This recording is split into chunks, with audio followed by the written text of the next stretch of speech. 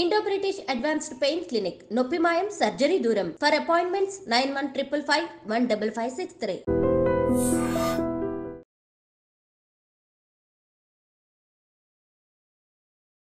అందరికీ నమస్కారం. నేను Swaroopa Potlapalli. Welcome to I Dream. ఇప్పుడు మహిళలు మల్టీ టాస్కింగ్ చేయాల్సిన రోజులివి.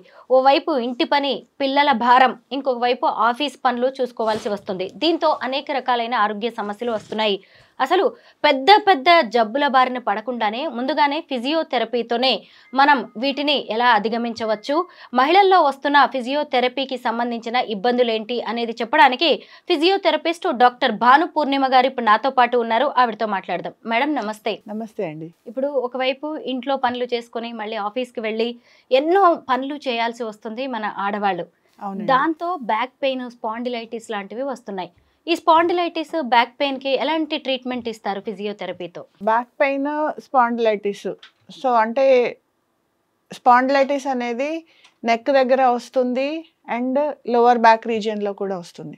సో స్పాండిలైటిస్ అంటే ఎముకల్లో అరుగుదల రావటం. సో మామూలుగా మోకాళ్ళ దగ్గర అరిగిపోయిందంటే దాన్ని ఆర్థరైటిస్ అంటాము. అదే వెన్నుముక్క దగ్గర వస్తే దాన్ని స్పాండిలైటిస్ అంటాం. వయసుకి సంబంధించిన మార్పులు. కానీ ఈ రోజుల్లో మీరు అన్నట్టు మల్టీ టాస్కింగ్ కానివ్వండి, రకరకాల పనులు చేయాల్సి రావడము, కంటిన్యూస్గా ఒకటే చోట ఉండాల్సి రావడము, ఈ కారణాలన్నిటి వల్ల వయసుతో సంబంధం లేకుండానే చిన్న వయసులోనే మనం ఎముకల్లో అరుగుదల అనేది చూస్తున్నాం.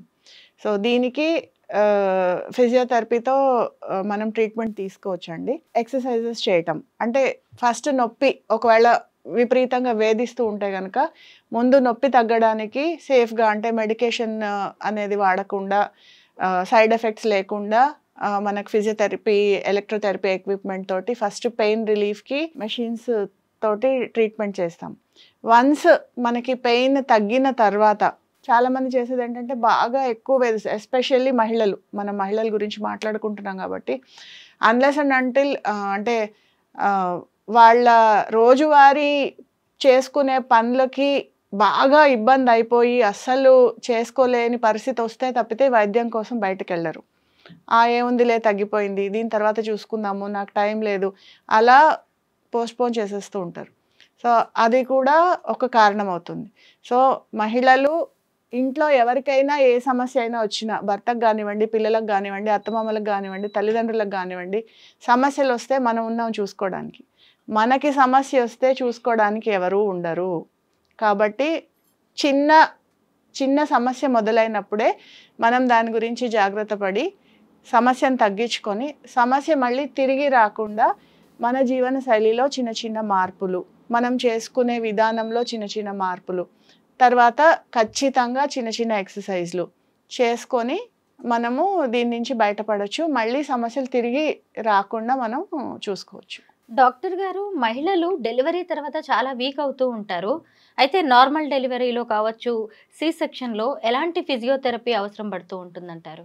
డెలివరీ తర్వాత సాధారణంగా సమస్యలు రావడానికి కారణము ఒకటి, సహాయం చేయడానికి ఎవరూ లేకపోయి అన్ని పనులు చేసుకోవాల్సి రావడము, లేదా అందరూ ఇంట్లో ముద్దుగా చూసుకొని అస్సలు కదలనివ్వకుండా ఇంట్లో ఉంచడం. ఈ రెండు కూడా రకరకాల సమస్యలకి కారణమవుతుంది.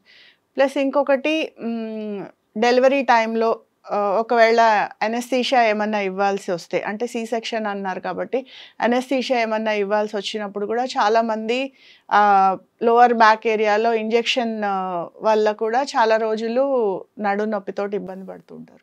తర్వాత ఇంకొక ముఖ్య కారణము ఇబ్బంది పడడానికి ఫీడింగ్, బ్రెస్ట్ ఫీడింగ్ చేసినప్పుడు, పిల్లలకి పాలు ఇచ్చేటప్పుడు పోస్చర్ సరిగా లేకపోవడం, ఎలా పడితే అలా ఇవ్వాల్సి రావటము, నిద్ర సరిగా లేకపోవడము, నిద్రలోంచి లేచి కరెక్ట్ పొజిషన్లో లేకుండా పిల్లలకి పాలు ఇవ్వడము, ఇలాంటి అంటే పాలు ఇచ్చేటప్పుడు చాలాసేపు ఒకటే పొజిషన్లో కూర్చోవాల్సి వస్తుంది.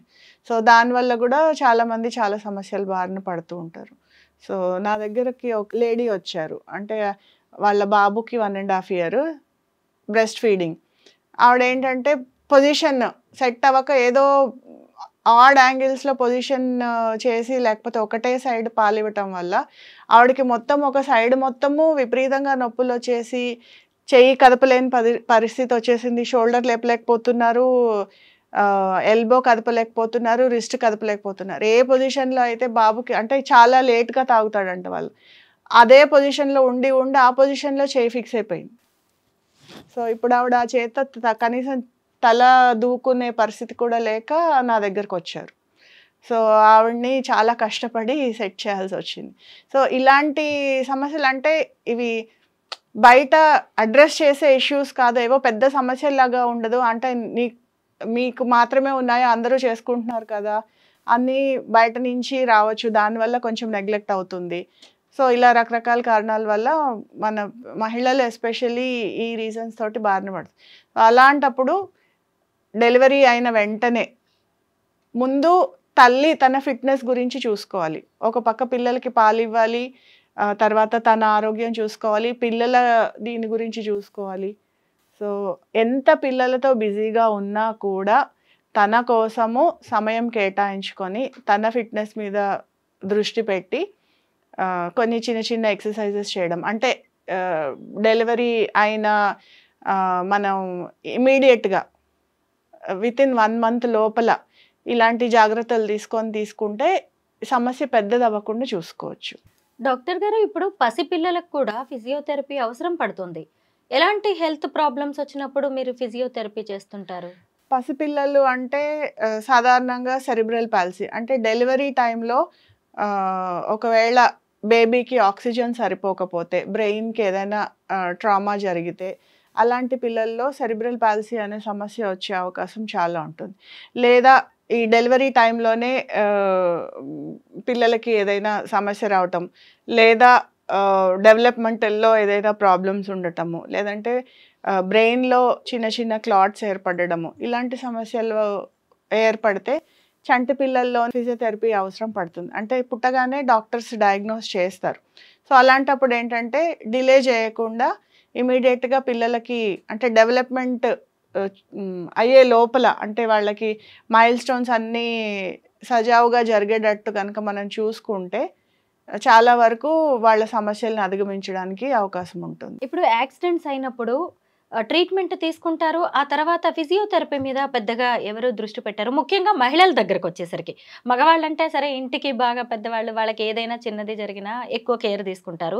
కానీ మహిళల దగ్గరకు వచ్చేసరికి ఫిజియోథెరపీని నిర్లక్ష్యం చేస్తూ ఉంటారు. అంటే యాక్సిడెంట్ జరిగినప్పుడు ఏ దెబ్బలకి ఎలాంటివి మీరు ఫిజియోథెరపీ ఇస్తూ ఉంటారు, అలాగే కింద పడినప్పుడు ఎలాంటి ఫిజియోథెరపీ అవసరం పడుతుంది? మహిళలకే కాదండి, ఎవరికైనా యాక్సిడెంట్స్ తర్వాత ఫ్రాక్చర్స్ అయినాయి అనుకుందాం. యాక్సిడెంట్స్లో యూజువల్లీ మనకి బోన్ ఫ్రాక్చర్స్ అయినప్పుడు ఇమ్మొబిలైజేషన్లో ఉంచుతాం. అంటే బోన్ హీల్ అవ్వాలి అంటే దానికి రెస్ట్ అనేది అవసరం. సో పట్టీ వేసి కానీ సర్జరీ చేసి కానీ ఏదైనా కదపకుండా ఒక పొజిషన్లో ఉండడం అనేది బోన్ హీలింగ్కి చాలా ఇంపార్టెంట్. అంటే చేతులకైతే అంటే అప్పర్ బాడీలో అయితే మినిమం 3 weeks, లోవర్ అయితే 6 weeks, అంటే అన్ని రోజులు కదలకుండా ఉంటే తప్పితే ఆ బోన్ హీలింగ్ అనేది ప్రాపర్గా జరగదు. మనకి సిమెంట్ పట్టి వేయటం కానీ లేదంటే సర్జరీ చేయడం కానీ ఏది అయినా కూడా ఆ టైం అనేది ఇస్తాం. సో అంత టైము కదపకుండా ఉంచేయడం వల్ల ఈ మిగతా మజిల్స్ పట్టేయడము, అంటే యూజువల్లీ బోన్ ఫ్రాక్చర్ అయినప్పుడు దానికి ముందున్న జాయింట్ దాని వెనకాల ఉన్న జాయింట్ ఇమ్మొబిలైజ్ చేయడం అనేది ట్రీట్మెంట్ ప్రొసీజర్. సో అది ఏ రకంగా అయినా అవ్వచ్చు. మనం సాధారణంగా ఇప్పుడు మీరు ప్రశ్న అడిగారు కాబట్టి దానికి మనం కామన్గా అంటే మేము చూసే కేసులో ఫర్ ఎగ్జాంపుల్ ఇక్కడ మణికట్టు దగ్గర ఫ్రాక్చర్స్ చాలా కామన్గా జరుగుతూ ఉంటాయి. సో కింద స్లిప్ అయి కింద పడినప్పుడు చెయ్యిలా పెట్టి అవుట్ స్ట్రెచ్డ్ హ్యాండ్ మీద అంటాం, ఏ మాత్రం చిన్న ఇది ఉన్నా ఇక్కడ ఎముక చాలా తొందరగా విరిగిపోతూ ఉంటుంది. సో ఇక్కడ ఫ్రాక్చర్ జరిగినప్పుడు పట్టి వేసేస్తారు. చెయ్యి ఇలా పట్టుకొని ఉంచితే అది ఈ జాయింట్తో పాటు ఇక్కడ ఎల్బో జాయింట్, ఇక్కడ షోల్డర్ జాయింట్, ఇక్కడ వేళ్ళు, సో ఇవన్నీ కూడా కదపకుండా వదిలేస్తారు. సో వన్స్ అది పట్టి తీసిన తర్వాత అది ఏ పొజిషన్లో అయితే ఉంచామో అదే పొజిషన్లో ఫ్రీజ్ అయిపోతాయి. సో షోల్డర్ జాయింట్ చాలా చాలా సెన్సిటివ్. ఇప్పుడు మనం ఎంతసేపు విరిగిన జాయింట్ దగ్గర, విరిగిన బోన్ దగ్గర కాన్సన్ట్రేట్ చేసి మిగిలిన జాయింట్స్ని వదిలేస్తాం. సో అది కూడా ఈ సమస్యలు రావడానికి అవకాశం ఉంటుంది. నేను అందరికీ చెప్పేది ఏంటంటే ఎప్పుడైతే ఇలాంటి ప్రమాదాలు జరిగినప్పుడు లేకపోతే ఇలా ఫ్రాక్చర్స్ అయినప్పుడు పట్టి ఎప్పుడైతే తీస్తారో తీసిన వెంటనే ఫిజియోథెరపీ చేయించుకోవడం చాలా చాలా అవసరం.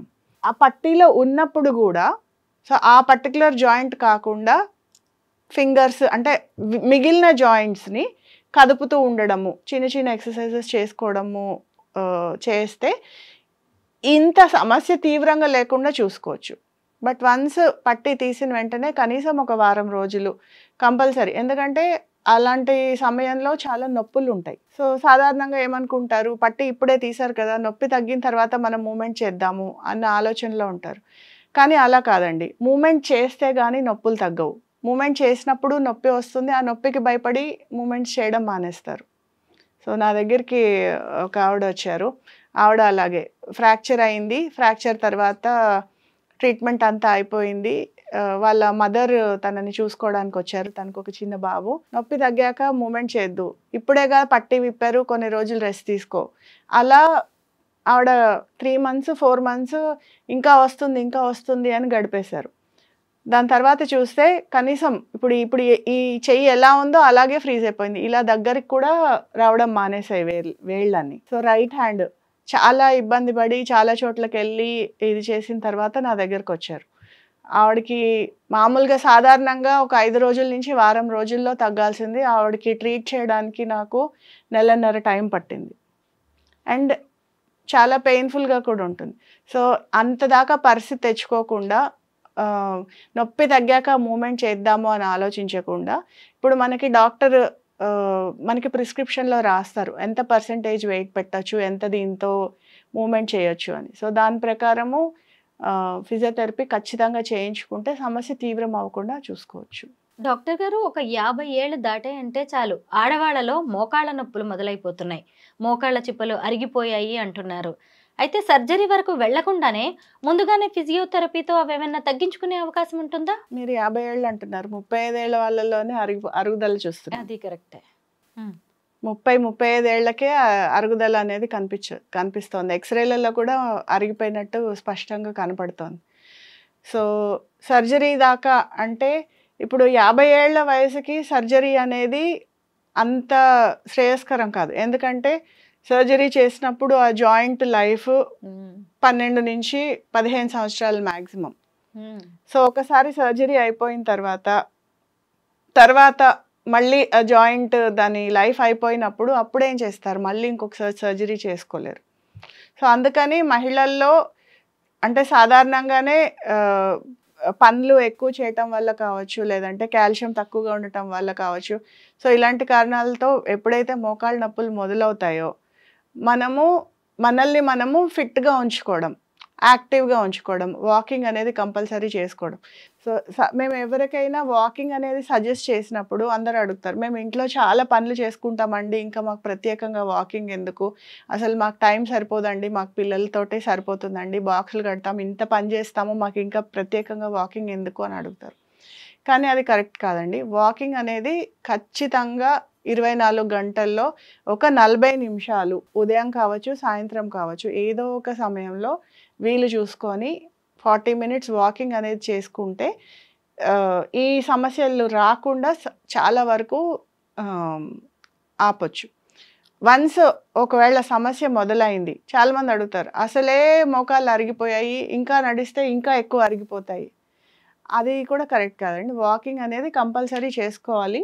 చేసుకుంటేనే మజిల్స్ మనం ఎప్పుడైతే స్ట్రాంగ్ పెడతామో, సో మన బోన్ని జాయింట్ని దాని ప్లేస్లో ఉంచేది మజిల్స్. సో మజిల్స్ ఎప్పుడైతే వీక్ అవుతాయో బోన్స్ 2 దగ్గరకు వచ్చేసి అరుగుదల అనేది మనం చూస్తాం. అలా కాకుండా మనం ఎప్పుడైతే మజిల్ని స్ట్రాంగ్ పెడతామో, ఎంత యాక్టివ్గా ఉంచి మజిల్ ఎంత స్ట్రాంగ్ పెడితే మన జాయింట్ అంతా హెల్దీగా ఉంటుంది. డాక్టర్ గారు, మనం ఎన్ని జాగ్రత్తలు తీసుకున్నా, ఎంత ఫిజియోథెరపీ చేయించుకున్నా కానీ ఆ తర్వాత ఖచ్చితంగా సర్జరీకి వెళ్లాల్సిన పరిస్థితులు కొన్నిసార్లు ఉంటాయి. నేను కొన్ని కేసెస్లో మోకాళ్ళ నొప్పులకి సర్జరీ చేయించుకున్నా కానీ ఎందుకు సక్సెస్ అవ్వట్లేదు, వాళ్ళు బెడ్కే ఎందుకు పరిమితం అవుతున్నారు, సరిగ్గా నడవలేకపోతున్నారు అని కనుక్కున్నప్పుడు వీళ్ళు సర్జరీ చేయించుకుంటున్నారు కానీ ఆ తర్వాత ఫిజియోథెరపీని నిర్లక్ష్యం చేస్తున్నారు అంటున్నారు. ఇది నిజమేనా? ఫిజియోథెరపీ అవసరం ఖచ్చితంగా ఉంటుందా మోకాళ్ళ నొప్పులకి సర్జరీ చేయించుకున్న తర్వాత? మీరు మోకాళ్ళ నొప్పులకి సర్జరీ చేయించుకున్న తర్వాత అంటున్నారు. నన్ను అడిగితే మోకాళ్ళ నొప్పులకి సర్జరీ కోసం ప్లాన్ చేసుకుంటే, ఒకవేళ నిజంగానే మీకు సర్జరీ తప్పనిసరి పరిస్థితి ఎదురైతే సర్జరీకి కనీసం ఒక 3 వారాల నుంచి 4 వారాల పాటు ఖచ్చితంగా ఫిజియోథెరపీ చేయించుకోవాలి. ఎందుకంటే మీకు సర్జరీ చేయాల్సిన పరిస్థితి ఏర్పడింది అంటే మీరు కనీసం ఒక 8 నుంచి 10 సంవత్సరాలు మీరు ఇబ్బంది పడి ఉంటారు. మినిమం అంత టైం అయితే పడుతుంది. సో అన్ని సంవత్సరాలు మీరు నొప్పులతో నడిచేటప్పుడు మీరు ఒక కంపన్సేటరీ గెయిట్ అనేది అలవాటు చేసుకుంటారు. అంటే నొప్పి రాకుండా మీ మోకాల మీద ఎక్కువ భారం పడకుండా మీరు చూస్తూ ఉంటారు, వాళ్ళ నడక వేరేగా ఉంటుంది. సో అట్లా ఉన్నప్పుడు మనం నడవడానికి అవసరమైన మజిల్స్ అన్నీ పట్టేసి ఉంటాయి. సో మీరు సర్జరీ జరిగినప్పుడు సర్జరీ బోన్ కట్ అవుతుంది, మజిల్ కట్ అవుతుంది. సో హీలింగ్కి చాలా టైం పడుతుంది. సో దానికి తోడు ఈ పట్టేసిన మజిల్స్ సర్జరీ అయిన వెంటనే మీరు ఫిజియోథెరపీ స్టార్ట్ చేయండి అంటే ఆ నొప్పులే భరిస్తారా, పట్టేసిన ఇవే ఫ్రీ చేస్తారా? సో దాంతో ఏమవుతుందంటే ఆ నొప్పులు భరించలేక అమ్మాయి మాకు అసలు ఫిజియోథెరపీ వద్దు అని మానేస్తారు. అలా కాకుండా మీరు వన్స్ సర్జరీ కనుక ప్లాన్ చేసుకుంటే కనీసం ఒక 3 వారాలు ఫిజియోథెరపిస్ట్ దగ్గరికి వెళ్ళి మిగిలిన జాయింట్ అన్నీ ఫ్రీ చేసుకోండి. మజిల్స్, జాయింట్స్ అంటే మోకాలు కాకుండా హిప్ కానీ, యాంకిల్ కానీ, తర్వాత బ్యాక్ కానీ ఇవన్నీ కొంచెం చిన్న చిన్న ఎక్సర్సైజెస్ ద్వారా అవి ఫ్రీ చేసుకుంటే మీరు ఓన్లీ సర్జరీ హీలింగ్కి మాత్రమే ఇబ్బంది పడతారు. దాని తర్వాత మీరు ఫిజియోథెరపీ స్టార్ట్ చేసినప్పుడు మీకు మిగిలిన జాయింట్ మూమెంట్ కానీ, నీ బెండింగ్ కానీ, నడక ఇది కానీ మీకు చాలా ఈజీ అవుతుంది. సో మీరంతా ఖర్చు పెట్టి సర్జరీ చేయించుకున్నప్పుడు మీకు అది సక్సెస్ అవ్వాలంటే సర్జరీకి ముందు, సర్జరీ తర్వాత కూడా ఫిజియోథెరపీ అనేది కంపల్సరీ చేసుకోవాలి. ఆడవాళ్ళలో వస్తున్న ఆరోగ్య సమస్యలకి, మగవాళ్ళలో వస్తున్న ఆరోగ్య సమస్యలకి అంటే క్యూర్ అయ్యే విధానంలో కూడా కొంచెం డిఫరెన్స్ ఉంటుంది, స్ట్రెంగ్త్ ని బట్టి ఉంటుంది. అలా ఫిజియోథెరపీలో కూడా డిఫరెన్స్ ఉంటుందా? ఫిజియోథెరపీలో అలాంటి డిఫరెన్స్ ఏమి ఉండదండి. ట్రీట్మెంట్ ఎవరికైనా ఒకటే ఉంటుంది. కాకపోతే మహిళల్లో మనము కొంచెం ఎక్కువ టైం పట్టచ్చు. ప్లస్ ఇంకొకటి, మహిళలు సమస్యతో మా దగ్గరికి రావడం కూడా చాలా ఆలస్యం చేస్తారు. వాళ్ళు ఇంకా పని చేసుకోలేకపోతున్నాము, ఇంకా భరించలేకపోతున్నాము అంటే తప్పితే రారు. సో మగవారు అలా కాదు, కొంచెం సమస్య రాగానే మా దగ్గరికి పరిగెత్తుకుంటూ వస్తారు. దాంతో టైంలో తేడా ఉంటుంది. త్వరగా వస్తే టైం తొందరగా తగ్గుతుంది. అదే లేట్ అయితే ట్రీట్మెంట్ కూడా ఎక్కువ టైం పట్టే అవకాశాలు ఉంటాయి. పైగా మీరు ఎంత రెస్ట్ తీసుకోమని చెప్పినా గానీ ఆడవాళ్ళు ఇంటికి వెళ్ళగానే పని కనిపిస్తూ ఉంటది, చేసేస్తూనే ఉంటారు, మళ్ళీ మీకు పని కల్పిస్తుంటారు. అదైతే తప్పదండి. ఇంకా రెస్ట్ తీసుకోవడం అనేది ఆడవాళ్ళకి చాలా చాలా కష్టం. సో ఏదో ఒక పని కనిపిస్తూనే ఉంటుంది. సో అది ఓవర్కమ్ చేయడం అంటే దాన్ని కంపెన్సేట్ చేసుకోవడానికి ఇలా ట్రీట్మెంట్ తీసుకొని దానికి తగ్గట్టు మన బాడీని మనం ప్రిపేర్ చేసుకొని స్ట్రెంథెన్ చేసుకుంటే ఈ సమస్యలు బారిన పడకుండా ఉండొచ్చు. థ్యాంక్ యూ డాక్టర్ గారు. మహిళల్లో వస్తున్న ఆరోగ్య సమస్యలు, వాటికి ఫిజియోథెరపీతో వాటిని ఎలా క్యూర్ చేయించుకోవాలి, చేసుకోవచ్చు అనే దాని మీద చక్కటి విశ్లేషణ అందించారు. Thank you so much. Thank you.